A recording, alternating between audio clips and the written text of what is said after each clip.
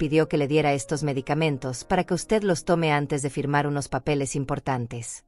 Dice que la van a ayudar a relajarse. Rita del Valle me jaló del brazo con una fuerza que no esperaba de alguien tan joven. Sus ojos brillaban con esa urgencia de quien tiene información que puede cambiarle la vida a alguien. En ese momento, parada ahí en la farmacia San Miguel, con el aire acondicionado zumbando sobre nuestras cabezas y el olor a desinfectante llenando mis pulmones, sentí como si el piso se moviera bajo mis pies. Ángela estaba sentada en mi carro, revisando su teléfono como siempre, esperando que yo regresara con mis medicamentos para la presión y el colesterol, los mismos de cada mes. Pero Rita no me estaba hablando de esos medicamentos. Me estaba hablando de otros. Medicamentos que yo nunca había pedido. Medicamentos que mi propia hija había ordenado a mis espaldas. Su hija vino aquí hace 3 días, siguió Rita con voz baja, mirando hacia la puerta como si Ángela pudiera escucharnos desde el estacionamiento. Me preguntó cuántas pastillas necesitaría para que una persona de su edad se sintiera muy relajada, muy tranquila, lo suficiente para no recordar bien lo que está firmando. Yo le dije que eso sonaba peligroso, pero ella insistió. Dijo que usted había estado muy nerviosa últimamente y que necesitaba ayuda para tomar decisiones importantes sobre su casa. Mis manos empezaron a temblar mientras Rita continuaba hablando. No era el temblor de mis 70 años. Era el temblor de quien acaba de descubrir que la persona en quien más confiaba en el mundo estaba planeando drogarla. Ángela había estado tan cariñosa últimamente, tan atenta, tan preocupada por mi bienestar.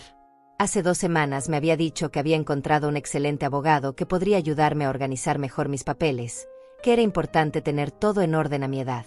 Había insistido tanto en que fuéramos juntas a verlo, que había sido muy difícil encontrar una cita, que era una oportunidad única. Yo había pensado que era maravilloso tener una hija tan responsable, tan preocupada por mi futuro.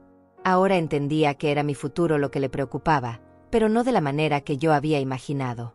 Rita me mostró las pastillas. Pequeñas, redondas, inofensivas en apariencia. Lorazepam combinado con otro medicamento que yo no conocía. Suficiente para hacer que una persona mayor se sintiera confundida, desorientada, dispuesta a hacer cualquier cosa que le pidieran. Suficiente para que firmara papeles sin saber realmente lo que estaba haciendo. Mi casa. La casa que compré con mi esposo hace 45 años, la casa donde crié a Ángela, la casa que era mi seguridad, mi patrimonio, mi único refugio en este mundo.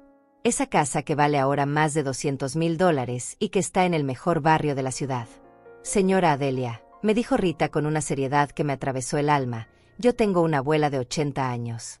Si alguien tratara de hacerle esto a ella, yo querría que alguien me lo dijera. Su hija pagó estos medicamentos con efectivo, me pidió que no los pusiera en su expediente médico, y me dijo que era una sorpresa para usted. Una sorpresa que la ayudaría a relajarse antes de una cita muy importante mañana en la tarde. Rita me entregó una pequeña bolsa con las pastillas. Son suyas, las pagó su hija, pero usted tiene derecho a saber qué es lo que le van a dar. Salí de esa farmacia caminando como una mujer diferente. Mis piernas se movían automáticamente hacia el carro, pero mi mente estaba en otra parte, procesando una realidad que no quería aceptar. Ángela levantó la vista de su teléfono cuando me acerqué al vehículo, me sonrió con esa sonrisa que había creído sincera durante tantos años. Mamá, te tardaste mucho, dijo mientras yo abría la puerta del lado del pasajero. Espero que no haya habido problemas con tus medicinas. Todo está bien, le respondí, manteniendo mi voz tan calmada como pude. Solo hablé un poco con la farmacéutica sobre las dosis. Ella asintió y encendió el motor. Mientras manejaba de regreso a mi casa, yo apretaba la bolsa con las pastillas en mi mano derecha, sintiendo como si tuviera la prueba de la traición más grande de mi vida. Durante todo el camino, Ángela estuvo hablando sobre lo emocionada que estaba por nuestra cita con el abogado mañana. Mamá, vas a ver qué fácil va a ser todo. El señor Méndez es muy profesional, muy rápido. En 1 hora tendremos todos tus papeles organizados y yo podré ayudarte mejor con las finanzas de la casa. No vas a tener que preocuparte más por nada. Vamos a hacer todo legal, todo correcto, para que cuando ya no puedas tomar decisiones, yo pueda hacerlo por ti. Sus palabras sonaban tan razonables, tan llenas de amor filial, que si no hubiera estado apretando esas malditas pastillas en mi mano, habría pensado que tenía la hija más maravillosa del mundo. Pero yo sabía la verdad ahora.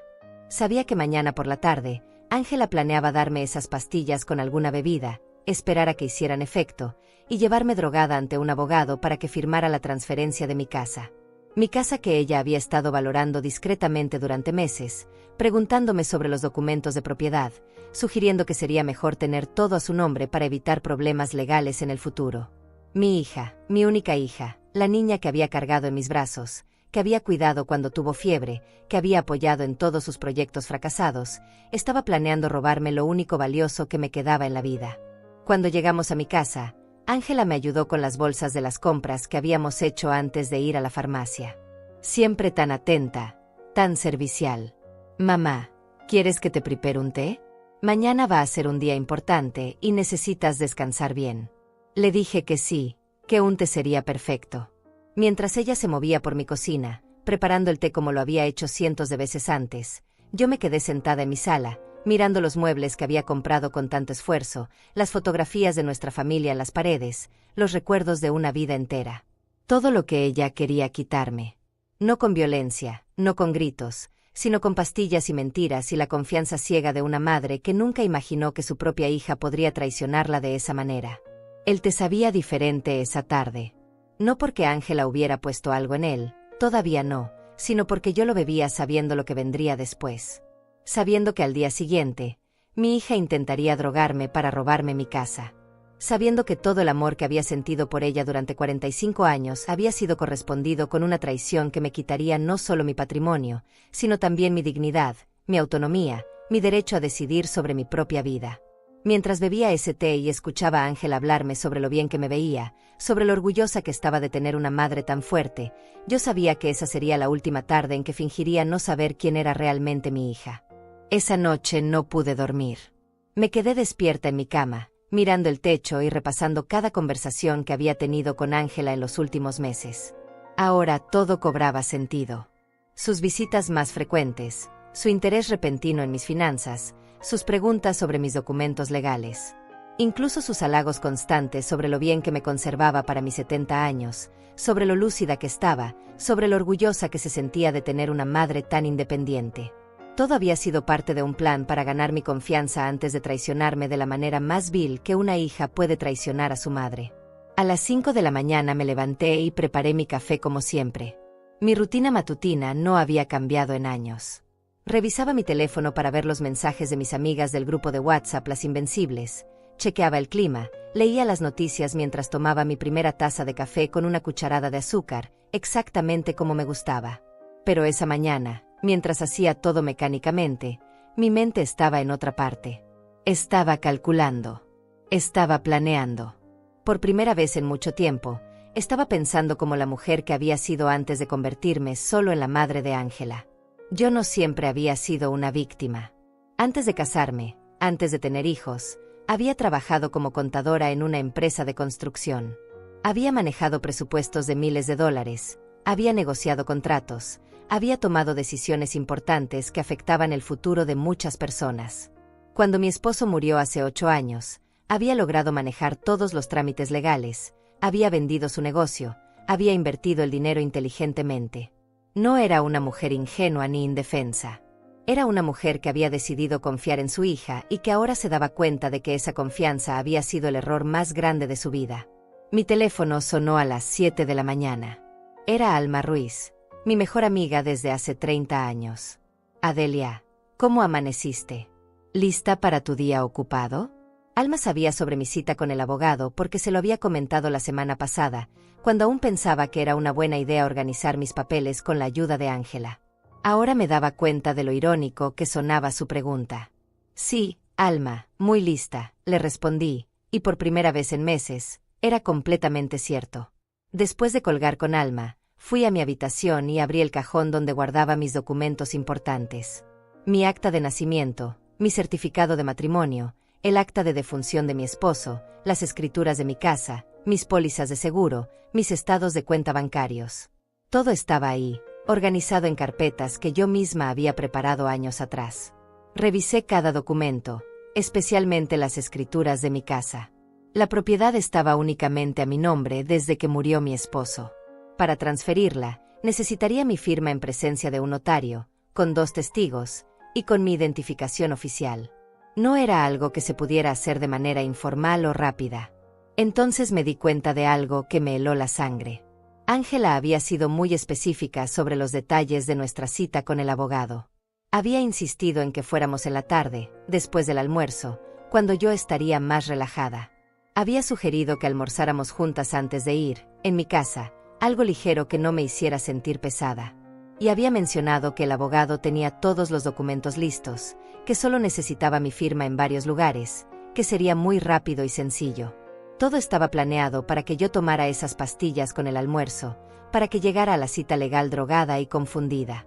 Pero había algo más. Ángela había estado preguntándome sobre mis amigas últimamente. Específicamente sobre Alma y sobre Rita Telles, mi vecina de al lado. Había dicho que era bueno que yo tuviera amigas tan cercanas, que podría invitarlas algún día para que conocieran al abogado, que podrían ser testigos de lo bien que me estaba cuidando. Ahora entendía que estaba evaluando quienes podrían servir como testigos para la transferencia de propiedad. Mis propias amigas, que me querían y confiaban en Ángela, habrían firmado como testigos pensando que me estaban ayudando, sin saber que me estaban ayudando a perder mi casa. A las 9 de la mañana sonó mi timbre. Era Ángela, llegando temprano como siempre, con su sonrisa brillante y sus planes perfectamente organizados. «Mamá, traje ingredientes para hacerte tu sopa de pollo favorita para el almuerzo. Quiero que estés bien alimentada antes de nuestra cita importante.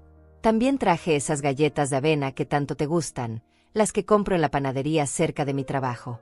Mientras hablaba, descargaba bolsas del supermercado, moviéndose por mi cocina como si fuera su propia casa. Lo cual, me di cuenta con amargura, era exactamente lo que ella esperaba que fuera muy pronto. Observé cada movimiento de Ángela esa mañana con ojos diferentes. La manera en que revisaba mi correo sin preguntarme, como si tuviera derecho a hacerlo. La forma en que respondía el teléfono de mi casa cuando sonaba, presentándose como la hija que se hacía cargo de todo. La manera en que había reorganizado algunos de mis muebles durante sus visitas recientes, diciendo que así se veía más moderno, más actualizado, como si ya estuviera preparando mi casa para venderla. Cada gesto, cada palabra, cada sonrisa falsa era parte del mismo plan que culminaría esa tarde con mi firma drogada en documentos que me dejarían sin nada. Mientras Ángela cocinaba, yo me senté en mi sala y fingí ver televisión. Pero en realidad estaba observándola, estudiándola, tratando de entender cuándo exactamente mi hija se había convertido en una extraña dispuesta a robarme todo lo que tenía. ¿Había sido siempre así y yo había sido demasiado ciega para verlo? ¿O había cambiado gradualmente, corrompida por las deudas que sabía que tenía, por el estilo de vida que no podía mantener con su trabajo de medio tiempo en una tienda de ropa? Recordé todas las veces que le había prestado dinero en los últimos años. $500 para arreglar su carro. $1,000 cuando perdió su trabajo anterior. $300 para su depósito de renta cuando se mudó a su apartamento actual. Siempre con la promesa de que me pagaría pronto, siempre con lágrimas de gratitud, siempre diciéndome que yo era la mejor madre del mundo. Nunca me había devuelto ni un centavo. Y ahora me daba cuenta de que nunca había tenido la intención de hacerlo. Ese dinero había sido solo el aperitivo. Mi casa era el plato principal. La sopa olía deliciosa. Ángela siempre había sido buena cocinera. Había aprendido de mí cuando era pequeña. «Mamá, está casi lista. ¿Por qué no te sientas en la mesa? Voy a servir 2 platos grandes para que tengamos energía para nuestra tarde importante». Mientras ponía la mesa, cantaba una canción que yo le había enseñado cuando tenía 10 años.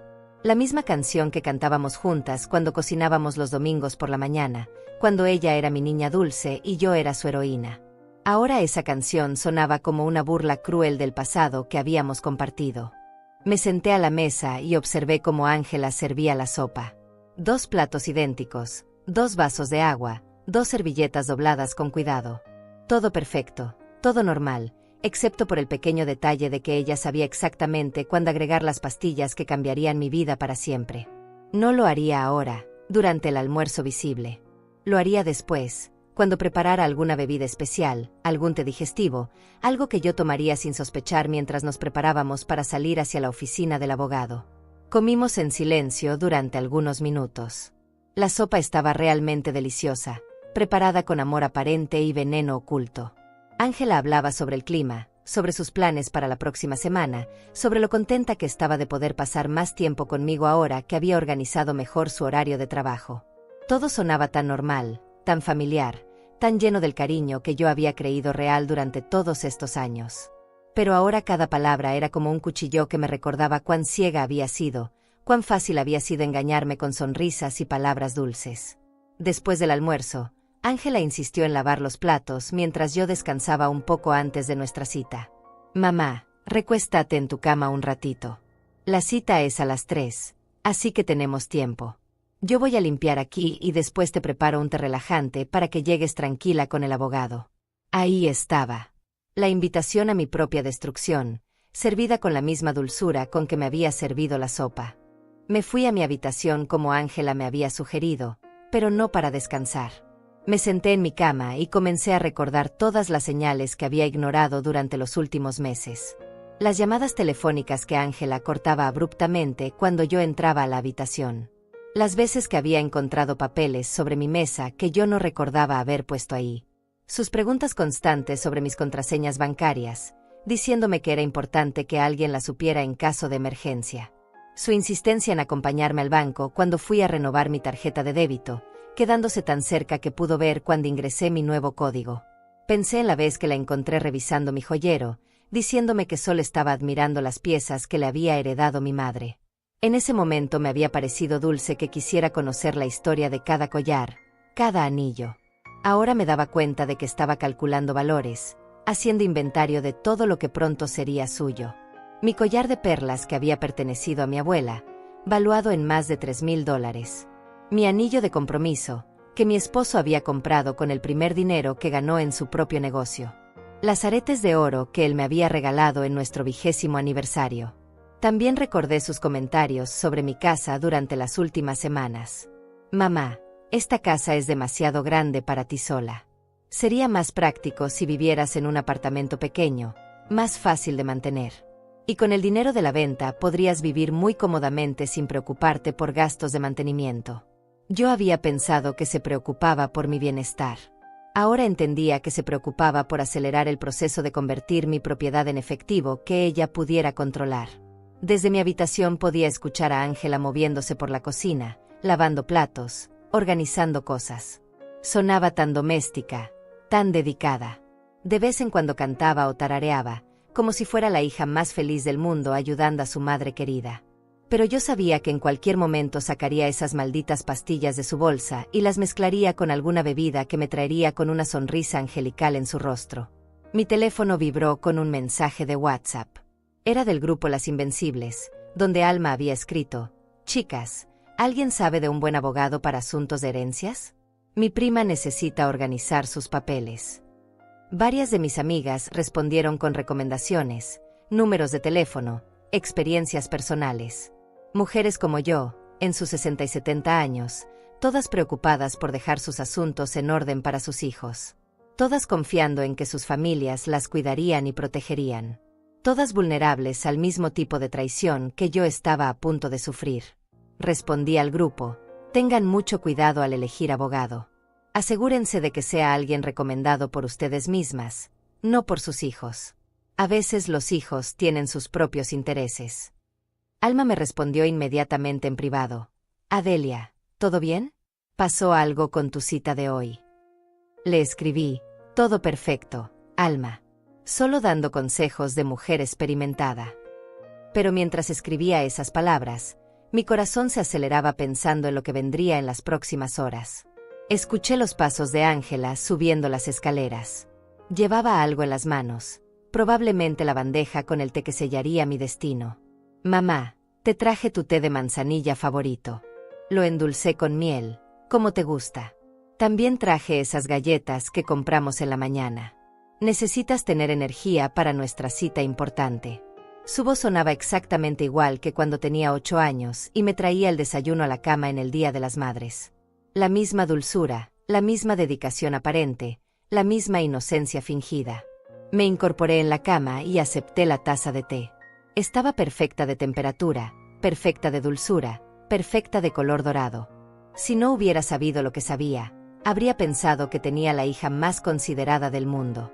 En lugar de eso, Tenía en mis manos la evidencia líquida de la traición más profunda que una madre puede experimentar. Ángela se sentó en la orilla de mi cama, como había hecho miles de veces durante su infancia, cuando quería contarme sobre su día en la escuela o cuando tenía pesadillas y necesitaba que la consolara. Mamá, ¿estás nerviosa por la cita con el abogado? Es normal sentirse así cuando uno va a tomar decisiones importantes. Pero vas a ver qué tranquila te sientes después de tomar tu té. El señor Méndez me aseguró que todo va a ser muy rápido y sencillo. En 1 hora tendremos todos los papeles firmados y yo voy a poder cuidarte mucho mejor. Sus palabras eran como miel envenenada, dulces en la superficie pero mortales en el fondo. Cada frase estaba calculada para tranquilizarme, para hacerme sentir que estaba en buenas manos, para convencerme de que beber ese té era lo más natural del mundo. Fingí tomar un sorbo del té y lo mantuve en mi boca sin tragarlo. Ángela me observaba con atención, esperando ver las primeras señales de que las pastillas estaban haciendo efecto. Mamá, ¿cómo te sientes? ¿Te está gustando el té? Lo preparé con mucho cariño, pensando en lo orgullosa que estoy de ti por tomar decisiones tan maduras sobre tu futuro. Escupí discretamente el té en mi servilleta cuando ella miró hacia la ventana. Delicioso. Mija. Me está relajando mucho. Gracias por cuidarme tan bien. Ángela sonrió con satisfacción. Su plan estaba funcionando perfectamente. O eso creía ella. En unos minutos más, esperaría ver que yo comenzara a sentirme somnolienta, confundida, más dócil de lo normal. Entonces me ayudaría a vestirme para la cita, me llevaría en su carro hasta la oficina del abogado, y me presentaría como la madre responsable que había decidido transferir su propiedad a su hija para evitar complicaciones futuras. Yo firmaría los papeles sin entender completamente lo que estaba haciendo, y cuando el efecto de las drogas pasara, ya sería demasiado tarde. Pero yo no iba a permitir que eso pasara. Por primera vez en meses, me sentía completamente despierta, completamente alerta, completamente en control. Ángela había cometido el error de subestimarme. Había pensado que 70 años significaban fragilidad mental. Había creído que amor de madre significaba estupidez ciega. Había asumido que yo era demasiado ingenua o demasiado senil para descubrir su plan. Se había equivocado en todo. Mija, voy al baño un momentito antes de que salgamos. El té me está dando un poquito de sueño, pero supongo que eso es bueno para estar relajada en la cita. Ángela prácticamente brillaba de satisfacción. Perfecto. Mamá, tómate tu tiempo. Yo voy a preparar tu bolsa con todos los documentos que vas a necesitar.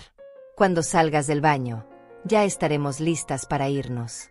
En el baño, me miré en el espejo. La mujer que me devolvía la mirada ya no era la madre ingenua que había entrado a esa casa en la mañana. Era una mujer que había descubierto una traición y que estaba lista para defenderse. Una mujer que había sido subestimada por su propia hija y que estaba a punto de demostrarle cuán equivocada había estado. Una mujer que había decidido que ya era hora de dejar de ser víctima y empezar a ser sobreviviente. Cuando salí del baño, Ángela tenía mi bolsa lista junto a la puerta y las llaves del carro en su mano. Mamá, te ves un poco pálida. ¿Te sientes bien? Tal vez el té te relajó demasiado. No te preocupes, es normal. Cuando lleguemos con el abogado ya te vas a sentir mejor. Le dije que sí, que me sentía un poco mareada pero que estaba bien para ir a la cita. Su sonrisa se hizo más amplia. Había mordido el anzuelo perfectamente. O eso pensaba ella. Durante el viaje en el carro, Ángela manejaba más despacio de lo normal, observándome constantemente por el espejo retrovisor. Mamá, ¿quieres que abramos un poco la ventana? El aire fresco te va a hacer bien. Deja que yo me encargue de todo en la oficina. Tú solo tienes que firmar donde el abogado te indique. Son muchos papeles, pero no te preocupes por leerlos todos. Yo ya los revisé y todo está perfecto. Sus palabras me confirmaron que efectivamente esperaba llevarme drogada y confundida ante el notario. La oficina del abogado estaba en un edificio comercial que yo no conocía, en una parte de la ciudad donde nunca había tenido que ir. Mientras subíamos en el elevador, Ángela me sostenía del brazo como si realmente necesitara apoyo. Actué un poco temblorosa, un poco insegura, como si las drogas que no había tomado estuvieran haciendo efecto. Mija, me siento rara. Como si todo fuera más lento. Ángela me apretó el brazo con fingida preocupación. No te preocupes, mamá. Es solo que estás relajada. Eso es bueno para tomar decisiones importantes. Antonio Méndez resultó ser exactamente lo que había imaginado, un hombre de unos 40 años, vestido con traje barato, con una oficina pequeña llena de archiveros metálicos y diplomas de universidades que no reconocí. Me saludó con demasiada familiaridad, como si ya me conociera, lo cual significaba que Ángela había hablado mucho conmigo antes de que nos conociéramos. Señora Gómez, qué gusto conocerla finalmente. Su hija me ha contado tantas cosas buenas de usted.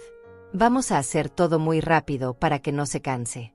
Ángela se sentó a mi lado y puso su mano sobre la mía. Antonio extendió varios documentos sobre su escritorio.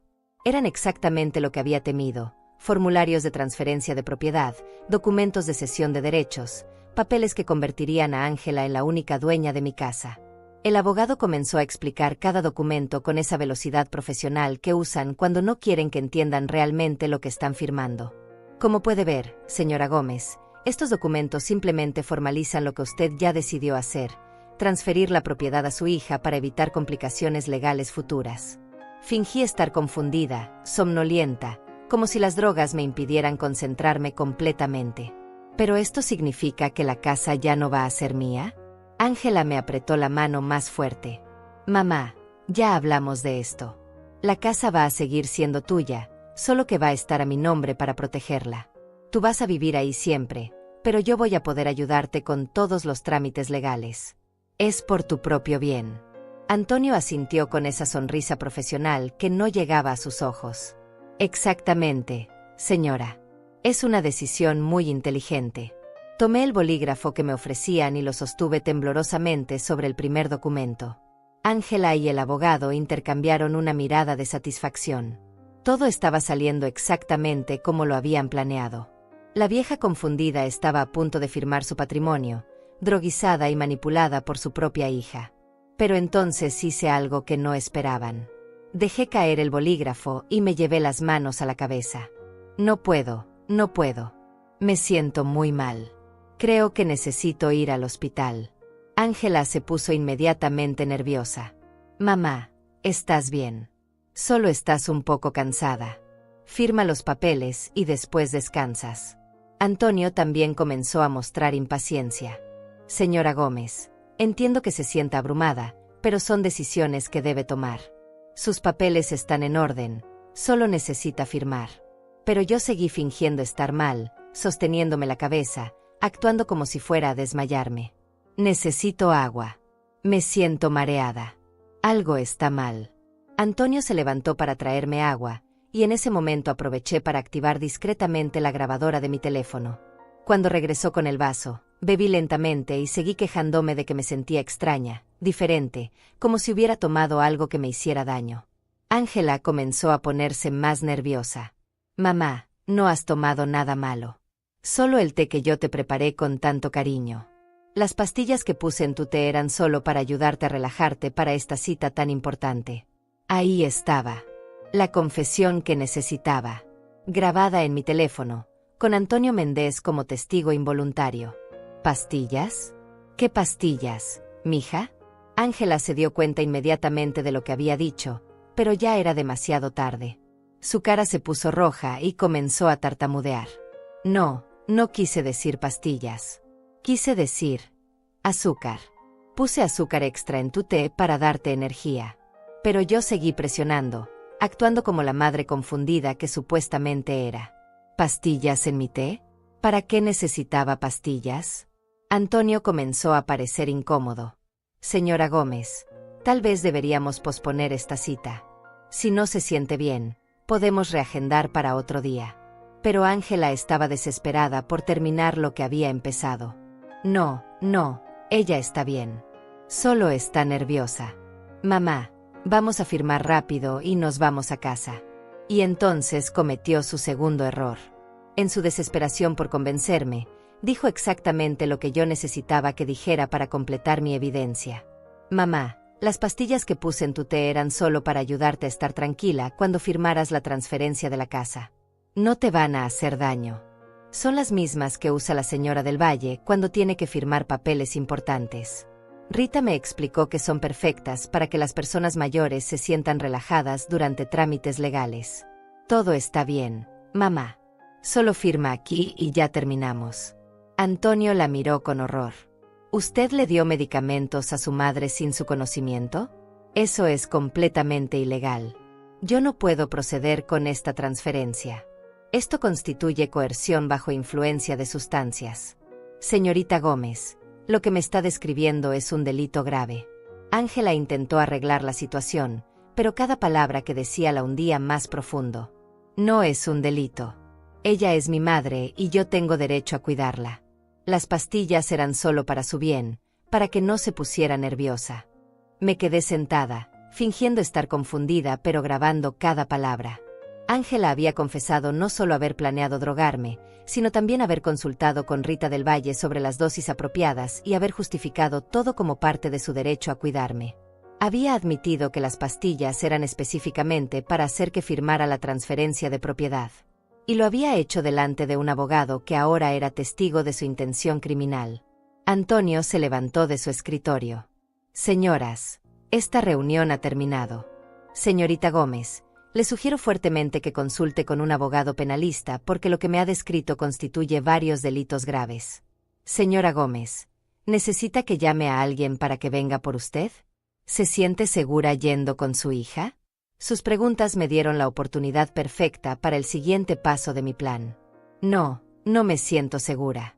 Mi hija admitió que puso pastillas en mi té sin mi conocimiento para hacerme firmar papeles. Eso no suena como cuidado maternal. Eso suena como algo muy malo. Antonio asintió gravemente. Tiene razón, señora. Lo que ha descrito su hija constituye administración de sustancias controladas sin consentimiento y coerción para transferencia fraudulenta de bienes. Ambos son delitos graves. Ángela se puso de pie, finalmente entendiendo que su plan había fracasado completamente. Mamá, estás exagerando todo. Yo solo quería ayudarte. No entiendes lo complicado que va a ser manejar tu casa cuando seas más mayor. Estaba pensando en tu futuro. Pero sus justificaciones sonaban huecas incluso para ella misma. Ya no había manera de negar lo que había confesado. Ya no había manera de fingir que sus intenciones habían sido inocentes. Señor Méndez, ¿podría llamar a la policía? Creo que necesito reportar lo que ha pasado aquí hoy. Ángela me miró con shock absoluto. Mamá, no puedes hacer esto. Soy tu hija. Yo te amo. Todo lo que hice fue por amor. Pero yo ya había tomado mi decisión. El amor no droga a las madres para robarle sus casas, mija. Eso no es amor.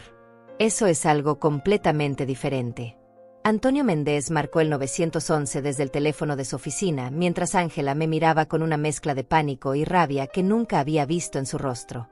Mamá, no puedes hacer esto. Si llamas a la policía, vas a arruinar mi vida.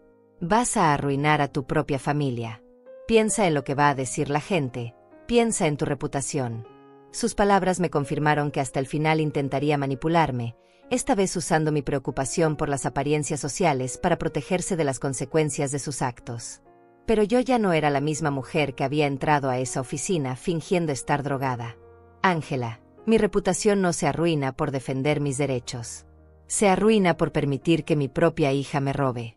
La gente va a entender que una madre de 70 años se proteja de una hija que la quiere drogar para robarle su casa. Antonio colgó el teléfono y me informó que la policía llegaría en unos minutos. También me preguntó si quería que contactara a algún familiar o amigo para que me acompañara. Le pedí que llamara a Alma Ruiz. Necesitaba tener a alguien de confianza conmigo para todo lo que vendría después. Mientras esperábamos, Ángela alternaba entre súplicas desesperadas y amenazas veladas. Mamá, si haces esto, te vas a quedar completamente sola. Yo soy la única familia que tienes. ¿Quién te va a cuidar cuando seas más vieja? ¿Quién te va a visitar cuando estés enferma? Vas a terminar en un asilo de ancianos porque nadie más va a querer lidiar contigo. Sus palabras me dolieron, pero también me liberaron completamente de cualquier culpa que pudiera haber sentido por exponerla. La hija que había criado nunca me habría dicho esas cosas crueles. La hija que había criado nunca habría intentado drogarme para robarme. La mujer que tenía delante ya no era mi niña. Era una extraña que había usado mi amor maternal para intentar destruirme. Una extraña que ahora me amenazaba con abandono y soledad si no me sometía a su plan criminal. Alma llegó antes que la policía, prácticamente corriendo por el pasillo del edificio. Adelia, ¿qué pasó? El abogado me explicó por teléfono, pero no puedo creer lo que me dijo. Cuando le conté toda la historia, desde la advertencia de Rita en la farmacia hasta la confesión grabada de Ángela, Alma se puso pálida. Luego miró a Ángela con una furia que rara vez había visto en mi amiga tranquila. Ángela Gómez, yo te conozco desde que eras una niña. Tu madre se sacrificó toda su vida por ti. ¿Cómo pudiste siquiera pensar en hacerle algo así? Ángela intentó justificarse con Alma igual que había intentado conmigo. Señora Ruiz, usted no entiende. Mi mamá está volviéndose muy olvidadiza. Alguien tiene que tomar decisiones por ella antes de que sea demasiado tarde. Yo soy su hija, tengo el derecho y la responsabilidad de cuidarla. Pero Alma no se dejó engañar. Niña, tu madre está más lúcida que muchas personas de la mitad de su edad. Y aunque no lo estuviera, drogarla para robarle su casa no es cuidarla. Eso es abuso criminal. Cuando llegaron los oficiales de policía, uno de ellos era una mujer latina de aproximadamente 50 años que me inspiró confianza inmediatamente. Señora Gómez, soy la sargento Patricia Morales. Entiendo que quiere reportar un intento de fraude y administración ilegal de sustancias controladas. Me explicó mis derechos, me aseguró que tomaría mi declaración completa y me pidió que le contara todo desde el principio. Su profesionalismo y su empatía me hicieron sentir que finalmente alguien me tomaría en serio. Le mostré la grabación en mi teléfono donde Ángela confesaba haber puesto pastillas en mi té específicamente para hacerme firmar la transferencia de propiedad. También le di el número de Rita del Valle para que pudiera confirmar que Ángela había comprado los medicamentos con instrucciones específicas sobre dosificación para personas mayores. La sargento Morales escuchó la grabación completa y tomó notas detalladas. Señora Gómez, esto constituye evidencia clara de intento de fraude, administración ilegal de sustancias controladas y posiblemente conspiración para cometer abuso financiero de adultos mayores. Antonio Méndez también dio su declaración, confirmando que Ángela había admitido abiertamente haber drogado mi té y que el propósito específico era hacer que yo firmara documentos de transferencia de propiedad. Explicó que había cancelado inmediatamente el proceso cuando se dio cuenta de la coerción y que estaba dispuesto a testificar sobre todo lo que había presenciado en su oficina. Ángela fue arrestada formalmente en la oficina del abogado. Mientras le ponían las esposas, me miró con lágrimas en los ojos. Mamá, por favor. Soy tu hija. No puedes hacer esto. Perdóname.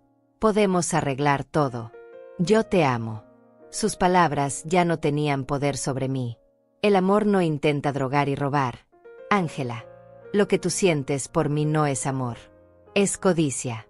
Es desprecio. Es la creencia de que puedes disponer de mi vida y mi patrimonio como si fueran tuyos. La sargento Morales me explicó que Ángela enfrentaría múltiples cargos graves. Administración ilegal de sustancias controladas, que era un delito grave con posible sentencia de prisión. Intento de fraude, especialmente grave porque involucraba abuso de una persona mayor. Conspiración para cometer transferencia fraudulenta de bienes. Y posiblemente otros cargos dependiendo de lo que revelara la investigación completa. Me aseguró que el distrito fiscal tomaría el caso muy seriamente porque el abuso financiero de adultos mayores era una prioridad en su jurisdicción. Alma me llevó a casa después de terminar con todas las declaraciones policiales. Durante el viaje, ninguna de las dos dijimos mucho. Yo estaba procesando el hecho de que había expuesto y arrestado a mi propia hija. Alma probablemente estaba procesando el hecho de que la niña que había visto crecer había intentado algo tan vil contra su propia madre. Cuando llegamos a mi casa, me ayudó a sentarme en mi sala y me preparó un té real, sin drogas, sin mentiras, solo el cariño genuino de una amistad de 30 años. Adelia, ¿estás segura de que hiciste lo correcto? No me estoy arrepintiendo, pero necesito que me digas que estás en paz con tu decisión. La miré a los ojos y por primera vez en meses me sentí completamente clara sobre algo. Alma, por primera vez en mucho tiempo, hice algo para protegerme a mí misma en lugar de proteger los sentimientos de alguien más. Ángela tomó sus decisiones cuando planeó drogarme y robarme. Yo solo tomé las mías cuando decidí no permitir que lo hiciera. Esa noche, sola en mi casa, revisé todo lo que había pasado. Mi hija estaba en la cárcel, arrestada por intentar drogarme y robarme mi casa. Tendría que enfrentar cargos criminales, posible tiempo de prisión, y el escándalo público de haber abusado de su propia madre mayor. Su vida, tal como la conocía, había terminado. Y todo porque había subestimado la inteligencia y la fuerza de la mujer que la había criado. Pero por primera vez en meses, cuando apagué las luces y me fui a la cama, no sentí miedo. No sentí culpa. No sentí la ansiedad constante que había sido mi compañera desde que Ángela comenzó su campaña de manipulación. Sentí algo que no había sentido en mucho tiempo. Sentí que estaba segura en mi propia casa, protegida por mis propias decisiones, dueña de mi propia vida. Había pagado un precio terrible por esa seguridad, pero finalmente era mía. A la mañana siguiente desperté con una sensación extraña. Por primera vez en meses, había dormido toda la noche sin despertar preocupada por algo que Ángela pudiera estar planeando.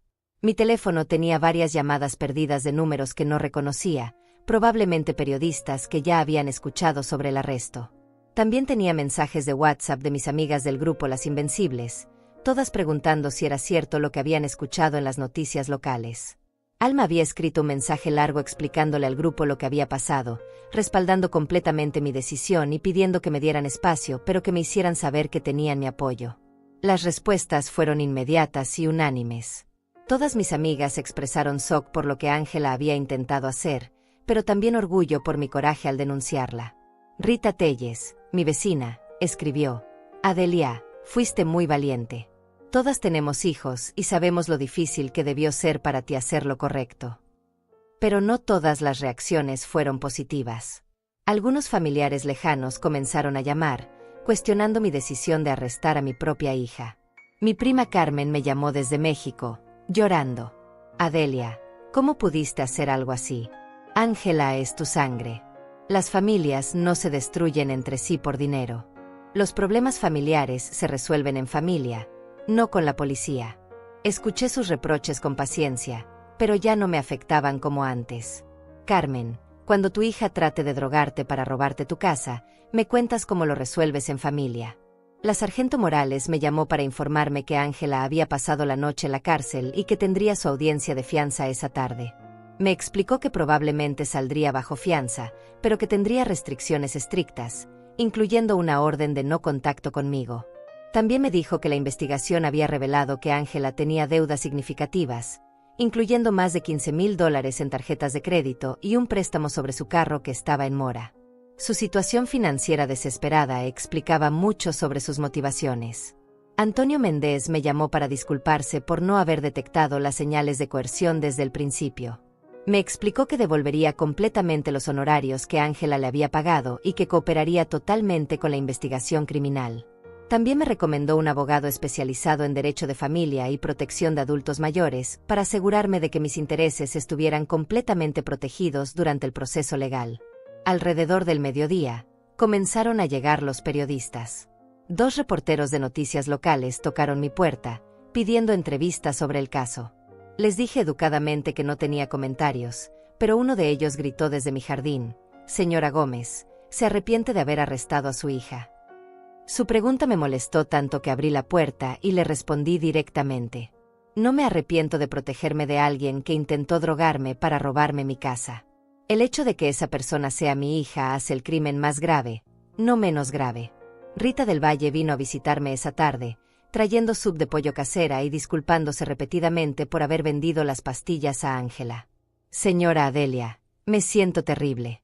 Debí haber llamado a la policía inmediatamente cuando su hija me pidió esos medicamentos. Pero ella sonaba tan convincente, diciendo que usted estaba muy nerviosa y que solo quería ayudarla a relajarse. Le aseguré que había hecho exactamente lo correcto al advertirme, y que sin su valor para decirme la verdad, Ángela habría logrado su plan. Esa tarde, Alma me acompañó al banco para asegurarme de que todas mis cuentas estuvieran protegidas. Cambié todas mis contraseñas. Agregué autenticación de 2 factores a todos mis accesos, y establecí alertas para cualquier transacción superior a $100. También hablé con el gerente del banco sobre el intento de fraude, y él me aseguró que pondrían banderas rojas en todas mis cuentas para prevenir cualquier actividad sospechosa. Mientras estábamos en el banco, mi teléfono sonó. Era un número que no reconocía, pero decidí contestar. Era Ángela, llamando desde la cárcel. «Mamá, por favor, necesito que retires los cargos. Cometí un error, pero puedo compensarte. Puedo conseguir el dinero para pagarte todo lo que me has prestado a lo largo de los años. Podemos arreglar esto sin abogados ni cortes. Su voz sonaba desesperada, quebrada, completamente diferente a la confianza manipuladora que había usado durante meses. Ángela, ya no hay nada que arreglar entre nosotras. Tú tomaste tus decisiones cuando planeaste drogarme. Yo tomé las mías cuando decidí protegerme. Los cargos criminales no son míos para retirar. Son del Estado, porque lo que hiciste no fue solo un crimen contra mí. Fue un crimen contra todas las madres mayores que confían en sus hijos. Ella comenzó a llorar, pero yo ya no sentía la compulsión automática de consolarla que había sentido toda su vida. Mamá, si no retiras los cargos, voy a ir a prisión. Mi vida va a estar arruinada para siempre. Nunca voy a conseguir un trabajo decente. Nunca voy a poder alquilar un apartamento. Vas a destruir completamente mi futuro. Sus palabras eran las mismas tácticas de manipulación emocional que había usado durante años, pero esta vez no funcionaron. Ángela, tú destruiste tu futuro cuando decidiste que drogar a tu madre era una opción aceptable. Yo solo me negué a ser cómplice de mi propia victimización. Después de colgar, Alma me preguntó si me sentía bien con mi decisión de no ayudar a Ángela a evitar las consecuencias de sus actos. Alma, durante 45 años he rescatado a Ángela de las consecuencias de sus malas decisiones. Le presté dinero que nunca me devolvió. Justifiqué sus fracasos. Cubrí sus mentiras. Le di oportunidades que desperdició. Y mi recompensa por toda esa protección fue que intentara drogarme para robarme mi casa. Ya no voy a protegerla de la realidad. Esa noche, después de que Alma se fuera, me senté en mi sala y pensé en todas las cosas que Ángela había dicho sobre mi futuro si no tenía a nadie para cuidarme. Sus amenazas sobre asilos de ancianos, sobre quedarme sola, sobre no tener a nadie cuando fuera más mayor. Me di cuenta de que todas esas amenazas se basaban en la premisa de que yo era incapaz de cuidarme a mí misma, de que necesitaba desesperadamente su presencia en mi vida, sin importar cuán tóxica fuera esa presencia. Pero mirando alrededor de mi casa, viendo mis muebles que había elegido, mis fotografías que había tomado, mis plantas que había cuidado, me di cuenta de que había estado cuidándome muy bien durante años. Tenía amigas que me querían genuinamente. Tenía una casa que había mantenido en perfecto estado. Tenía finanzas estables que había manejado responsablemente. Tenía una vida social activa, hobbies que disfrutaba, y una mente clara que había sido capaz de detectar y frustrar un plan criminal complejo. No necesitaba a Ángela para sobrevivir. La había necesitado para sentirme completa como madre, para sentir que había cumplido exitosamente mi rol maternal. Pero ese rol había terminado hace mucho tiempo, y aferrarme a él me había hecho vulnerable a su manipulación. Ahora, por primera vez en décadas, era simplemente Adelia Gómez, no la madre de Ángela, no la viuda de alguien, sino una mujer completa y capaz que había tomado el control de su propia vida. Antes de irme a dormir, escribí en mi diario personal por primera vez en años. Hoy aprendí que protegerme a mí misma no es egoísmo, es supervivencia. Y que el amor verdadero nunca requiere que una persona se sacrifique completamente por otra. Ángela confundió mi amor con debilidad, y mi generosidad con estupidez. Esa confusión le costó todo, pero me devolvió algo que no sabía que había perdido, mi respeto por mí misma. Los siguientes días trajeron una avalancha de intentos desesperados de Ángela por revertir las consecuencias de sus actos. A pesar de la orden de no contacto, encontró maneras de llegar hasta mí a través de terceros. Su primera estrategia fue usar a sus pocas amigas restantes como intermediarias. Jessica, una compañera de trabajo, me llamó llorando. Señora Gómez, Ángela está destrozada. Dice que usted malentendió todo, que ella solo quería ayudarla y que nunca tuvo intenciones maliciosas. Me rogó que reconsiderara mi posición, que pensara en el futuro de Ángela, que recordara todos los momentos felices que habíamos compartido como familia. Le expliqué a Jessica pacientemente que no había malentendido nada. Ángela había confesado abiertamente, delante de un abogado y grabado en mi teléfono, que había puesto pastillas en mí específicamente para hacerme firmar documentos de transferencia de propiedad. No había ambigüedad ni malentendido posible. Jessica insistió que debía haber otra explicación, que la Ángela que ella conocía nunca haría algo así. Le dije que tal vez no conocía a Ángela tan bien como pensaba, o que tal vez Ángela era muy buena actriz. Después de esa conversación, Jessica nunca volvió a llamar. Luego comenzaron las cartas. Ángela le escribía a familiares lejanos, contándoles versiones distorsionadas de los eventos, presentándose como una hija preocupada que había sido malentendida por una madre senil. Mi sobrina Patricia me llamó desde California, preocupada. Tía Adelia, Ángela me escribió una carta terrible. Dice que la acusaste falsamente de algo que nunca hizo, que estás confundida por tus medicamentos, y que necesitas ayuda médica. ¿Es cierto que está en la cárcel? Le envié a Patricia la grabación donde Ángela confesaba todo. Después de escucharla, Patricia guardó silencio por varios minutos. Tía, no sabía qué pensar cuando recibí la carta. Ángela sonaba tan convincente, tan desesperada. Pero esto es evidencia clara de que planeaba drogarte. No puedo creer que mi prima sea capaz de algo así. Le expliqué que yo tampoco había podido creerlo al principio, pero que los hechos eran innegables. Patricia me aseguró que no volvería a contactarla y que apoyaría completamente mi decisión. La estrategia más dolorosa de Ángela fue intentar usar la religión como arma emocional. Le escribió una carta al padre Miguel, el sacerdote de la iglesia donde había sido bautizada, explicándole que su madre había perdido el amor cristiano y se había vuelto vengativa contra su propia hija. El padre Miguel, que me conocía desde hace décadas, vino a visitarme personalmente para entender la situación. Adelia, recibí una carta muy perturbadora de Ángela. Está preocupada por tu alma, dice que el odio te está consumiendo. Le conté al padre Miguel toda la verdad, incluyendo mostrarle la grabación de la confesión de Ángela. Su expresión cambió completamente mientras escuchaba. Hija mía, lo que Ángela intentó hacer no tiene justificación cristiana posible. Honrar a tu madre no significa permitir que te abuse financieramente. Protegerte del daño, incluso cuando viene de un hijo, no es falta de amor. Es amor propio, que también es un regalo de Dios. Me aseguró que no había nada anticristiano en mis acciones y que oraría porque Ángela encontrara el verdadero arrepentimiento. Entonces Ángela escaló a tácticas aún más manipuladoras. Convenció a una organización de caridad local de que su madre mayor había sido confundida por medicamentos y había acusado falsamente a su hija dedicada. La directora de la organización, señora López, me visitó con una trabajadora social, expresando preocupación por mi bienestar mental y ofreciendo servicios de evaluación cognitiva. Pensaron que estaban rescatando a una anciana confundida de sus propias decisiones irracionales. Les mostré todos los documentos legales, la grabación de la confesión de Ángela, los reportes policiales y las declaraciones del abogado Antonio Méndez. La trabajadora social revisó todo meticulosamente y concluyó que yo estaba completamente lúcida y que había sido víctima de un intento serio de fraude financiero. Señora López se disculpó profusamente. Señora Gómez, lamento mucho que hayamos sido engañadas. Su hija es muy convincente, pero la evidencia es clara. Lo que intentó hacer es exactamente el tipo de abuso que tratamos de prevenir. El punto más bajo llegó cuando Ángela contactó a un reportero sensacionalista de un programa de televisión de chismes, ofreciéndole una historia sobre una madre mayor que había perdido la razón y estaba destruyendo a su familia por paranoia senil. El reportero llegó a mi casa sin avisar, con cámaras, exigiendo mi versión de la historia. Cuando le expliqué los hechos reales y le ofrecí escuchar la grabación de la confesión de Ángela, perdió interés inmediatamente. La verdad documentada no era lo suficientemente escandalosa para su programa.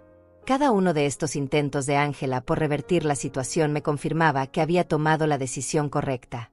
En lugar de aceptar responsabilidad por sus actos, estaba gastando toda su energía en tratar de manipular la percepción pública, engañar a figuras de autoridad y presentarme como una víctima de mi propia confusión mental. Si hubiera mostrado arrepentimiento genuino, si hubiera admitido su culpa y buscado ayuda para sus problemas financieros y emocionales, tal vez habríamos podido encontrar algún camino hacia la reconciliación. Pero cada mentira nueva, cada manipulación adicional, cada intento de hacerme parecer senil o vengativa, me alejaba más de cualquier posibilidad de perdón. Alma me acompañó a todas las citas legales durante esas semanas. El fiscal del distrito me explicó que el caso contra Ángela era sólido, pero que ella había contratado un abogado defensor que estaba presionando por un acuerdo de culpabilidad reducida. Quieren que Ángela admita culpabilidad en cargos menores a cambio de libertad condicional y restitución financiera.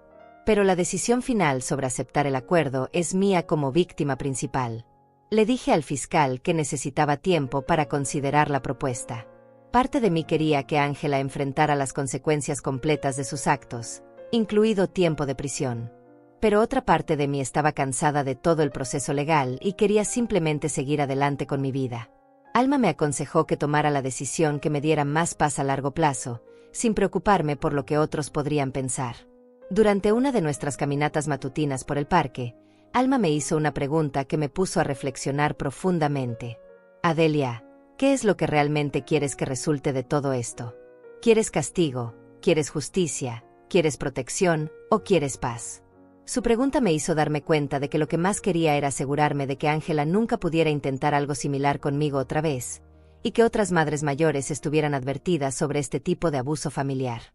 Esa noche decidí que aceptaría el acuerdo de culpabilidad bajo ciertas condiciones. Ángela tendría que admitir públicamente su culpabilidad, completar un programa de rehabilitación para problemas financieros, hacer servicio comunitario educando sobre abuso de adultos mayores y mantener la orden de no contacto durante al menos 5 años. Si cumplía con todos estos términos, evitaría tiempo de prisión pero tendría antecedentes criminales permanentes. Era un compromiso que me daba protección legal, justicia pública y la posibilidad de que Ángela aprendiera de sus errores, pero sin destruir completamente su futuro. Sin embargo, también dejaba claro que nuestra relación madre-hija había terminado definitivamente. No por venganza, sino por supervivencia. Había aprendido que algunas traiciones son tan profundas que el perdón, aunque posible, no significa reconciliación. El día de la audiencia de sentencia llegó más rápido de lo que esperaba. Ángela aceptó el acuerdo de culpabilidad que habíamos negociado, pero no sin una última exhibición de drama manipulativo.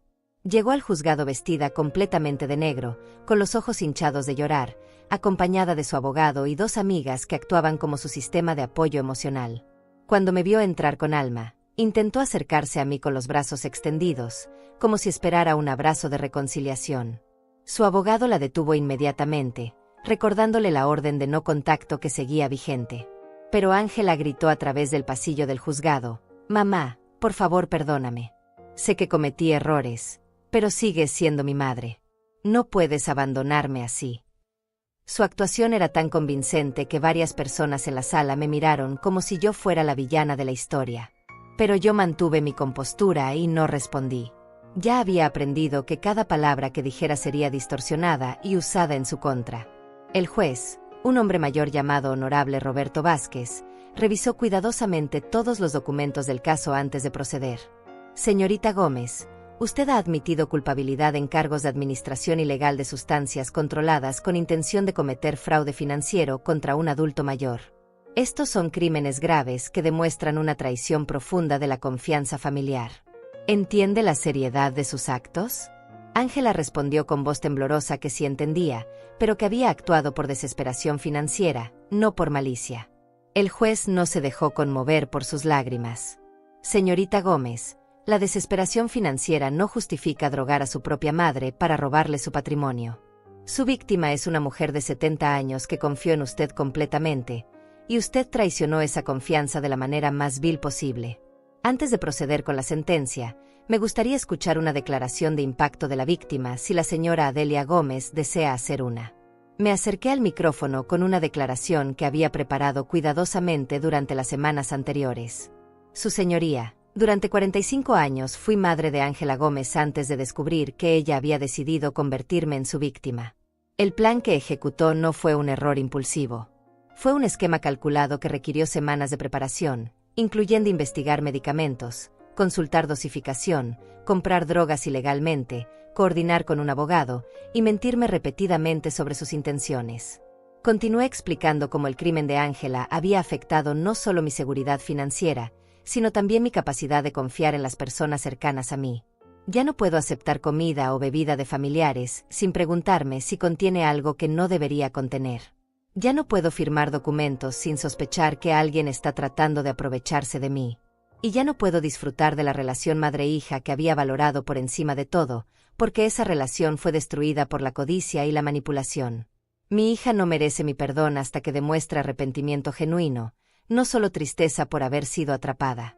No merece acceso a mi vida hasta que pruebe que ha cambiado fundamentalmente su perspectiva sobre lo que significa respetar a los adultos mayores. y definitivamente no merece la oportunidad de intentar algo similar con otra persona mayor vulnerable. Por eso apoyo completamente la sentencia propuesta y todas las condiciones que protegerán tanto a mí como a otras madres de este tipo de traición familiar. Ángela sollozó audiblemente durante toda mi declaración, pero yo noté que sus lágrimas parecían más enfocadas en generar simpatía del juez que en mostrar remordimiento genuino por el daño que había causado. Cuando terminé de hablar, ella pidió permiso para responder. Su señoría, yo amo a mi madre más que a mi propia vida. Cometí errores terribles por desesperación, pero nunca quise hacerle daño. Solo quería asegurar su futuro y el mío. Espero algún día poder ganarme su perdón y demostrarle que sigo siendo la hija que ella crió con tanto amor. El juez escuchó su súplica sin mostrar emoción particular. Señorita Gómez, el amor no droga a las madres para robarles sus casas. Lo que usted hizo no fue un error de juicio, sino un crimen calculado contra la persona que más confiaba en usted. La sentencia del tribunal refleja tanto la seriedad de sus actos como la esperanza de que pueda rehabilitarse genuinamente.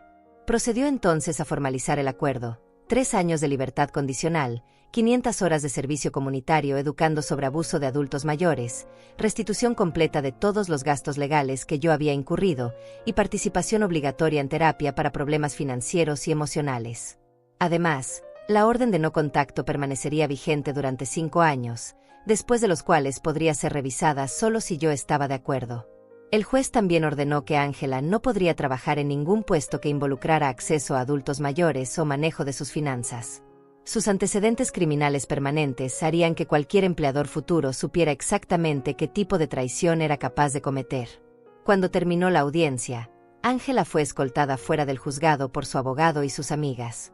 Intentó mirarme una última vez, pero yo mantuve mi vista hacia adelante. Alma me tomó del brazo y caminamos hacia la salida en silencio.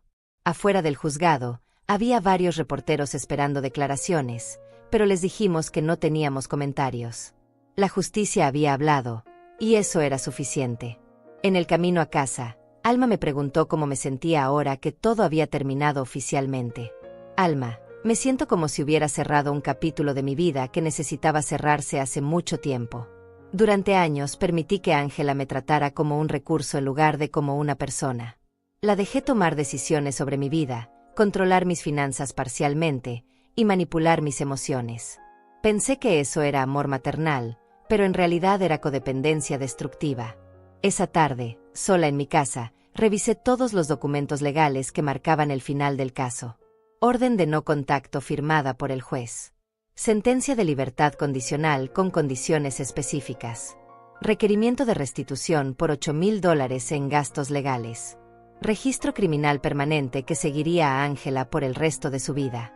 Todo estaba oficialmente terminado, pero yo sabía que el proceso emocional de recuperación apenas comenzaba.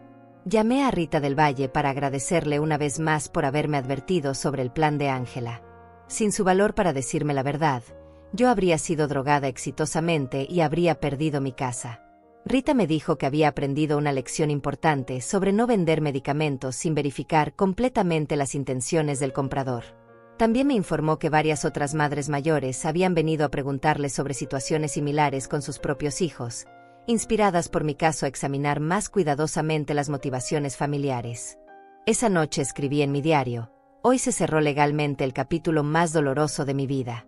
Ángela enfrentó las consecuencias de sus decisiones, y yo comencé oficialmente mi nueva vida como una mujer que se protege a sí misma. No sé si alguna vez podré perdonarla completamente, pero sé que ya no necesito su presencia para sentirme completa. Por primera vez en décadas, soy suficiente para mí misma. Antes de irme a dormir, cambié todas las cerraduras de mi casa. No porque tuviera miedo de que Ángela violara la orden de no contacto, sino porque quería el simbolismo de cerrar físicamente la puerta a esa parte de mi pasado. Mañana comenzaría oficialmente mi nueva vida como Adelia Gómez, no la madre traicionada, sino la mujer sobreviviente que había elegido su propia dignidad por encima de la manipulación familiar. 6 meses después de la sentencia, mi vida había tomado una forma completamente nueva. Desperté una mañana de sábado sin la ansiedad que había sido mi compañera constante durante años. No había nadie manipulando mis decisiones, no había nadie presionándome para firmar papeles, no había nadie fingiendo amor mientras planeaba robarme. Por primera vez en mucho tiempo, mi casa se sentía verdaderamente mía, mis decisiones eran verdaderamente mías, y mi futuro era verdaderamente mío. Alma y yo habíamos desarrollado una rutina de caminatas matutinas que se había convertido en la parte favorita de mi día. Mientras caminábamos por el parque cerca de mi casa, me contaba sobre sus nietos, sus planes de viaje, sus proyectos de jardinería. Conversaciones normales entre amigas, sin drama familiar, sin crisis financieras, sin secretos oscuros. Era refrescante tener relaciones basadas en afecto genuino en lugar de obligación manipulada o culpa heredada. Durante una de nuestras caminatas, Alma me contó que había recibido una llamada de su hija preguntando sobre los detalles de mi situación con Ángela. Adelia, mi hija está preocupada porque su amiga le dijo que los hijos tienen derecho legal a las propiedades de sus padres cuando son mayores. Le expliqué que eso no es cierto, que los padres tienen derecho a disponer de sus bienes como decidan, y que ningún hijo tiene derecho a drogar a su madre para robarle su casa. Me alegró saber que mi historia estaba educando a otras familias sobre límites apropiados. Había comenzado a asistir a un grupo de apoyo para víctimas de abuso financiero familiar en el centro comunitario local. Al principio pensé que no necesitaba terapia grupal, que era lo suficientemente fuerte para procesar todo sola. Pero descubrí que había algo poderoso en escuchar historias similares de otras mujeres mayores que habían sido traicionadas por hijos, nietos o cuidadores en los que confiaban. No estaba sola en mi experiencia, y mi decisión de denunciar a Ángela había inspirado a otras a protegerse también. En el grupo conocí a Elena Vázquez, una mujer de 68 años cuyo hijo había estado robando dinero de su cuenta bancaria durante 2 años antes de que ella lo descubriera. A diferencia de mí, Elena había decidido no presentar cargos criminales, pero había cortado todo contacto financiero con su hijo y había buscado terapia para procesar la traición. Su historia me ayudó a entender que había muchas maneras válidas de responder al abuso familiar, pero que todas requerían poner límites firmes. Mi vida social se había expandido de maneras inesperadas. Rita Telles me había invitado a unirme a su club de lectura mensual, donde discutíamos novelas de misterio mientras tomábamos café y comíamos pasteles caseros. También me había inscrito en una clase de computación en la biblioteca pública, donde estaba aprendiendo a usar aplicaciones nuevas en mi teléfono y a navegar mejor el Internet. A los 70 años, estaba descubriendo habilidades e intereses que había postergado durante décadas de enfoque exclusivo en mi rol maternal. Un día recibí una carta inesperada del Departamento de Servicios Sociales. Me informaban que mi caso había sido usado como ejemplo en un programa de entrenamiento para trabajadores sociales sobre cómo identificar y responder al abuso financiero de adultos mayores. También me invitaban a participar como oradora voluntaria en eventos educativos comunitarios. La idea me intimidó al principio, pero después de pensarlo decidí que compartir mi experiencia podría proteger a otras madres de traiciones similares. Mi primera presentación fue en un centro para adultos mayores, donde conté mi historia a un grupo de aproximadamente 50 personas. Después de mi charla, varias mujeres se acercaron para contarme sobre situaciones sospechosas con sus propios hijos. Una señora me dijo que su hijo había estado preguntando insistentemente sobre sus contraseñas bancarias. Otra me contó que su nuera había sugerido repetidamente que sería más fácil si todas las cuentas estuvieran a nombre de la familia. Les di información sobre recursos legales y las animé a confiar en sus instintos si algo se sentía mal. La restitución económica de Ángela llegó exactamente como había ordenado el juez. $8,000 para cubrir todos mis gastos legales, pagados en cuotas mensuales de su salario de su nuevo trabajo en una fábrica textil. Cada cheque llegaba sin nota personal, procesado a través del sistema de libertad condicional. Era dinero que técnicamente me pertenecía, pero que me traía sentimientos complicados. Decidí donarlo completamente a la organización que administraba el grupo de apoyo para víctimas de abuso familiar, para que pudieran expandir sus servicios. En el aniversario del día que Rita me había advertido sobre el plan de Ángela, decidí hacer algo especial para celebrar mi nueva vida. Me inscribí en un viaje organizado a las cataratas del Niágara, algo que siempre había querido hacer pero que había postergado por años por varias razones.